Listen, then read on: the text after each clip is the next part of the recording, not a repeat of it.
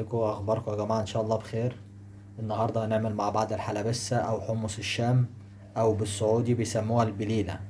وهنعملها بطريقه كويسه وان شاء الله تعجبكم. وشرب الحاجات السخنه في الشتاء ده طبعا مطلوبه، والحلبسه طبعا من المشروبات اللي كلنا بنحبها، وهنعملها بطريقه كويسه جدا. يلا مع بعض نبدا على طول. معانا المكونات هنا يا جماعه. معانا ربع كيلو حمص شامي متنقي ومغسول. معانا جزرة وطماطماية متقطعين عشان هنضربهم في الخلاط دلوقتي مع بعض. ومعانا هنا التوابل يا جماعة: نص معلقة كمون صغيرة، ونص معلقة بابريكا صغيرة، ونص معلقة ملح، وربع معلقة صغيرة فلفل أسمر، وربع معلقة صغيرة شطة بودر، ومكعب مرق الدجاج.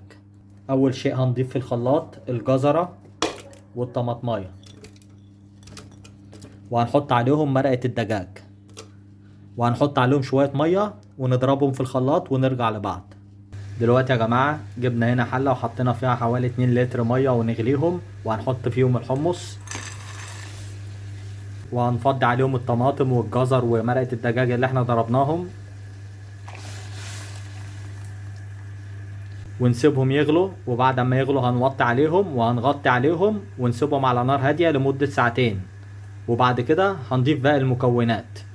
دلوقتي يا جماعة بعد ما فات حوالي ساعة ونص هنحط التوابل بتاعتنا ونقلب ونغطي عليهم ونسيبهم يندمجوا مع بعض حوالي تلت ساعة كده.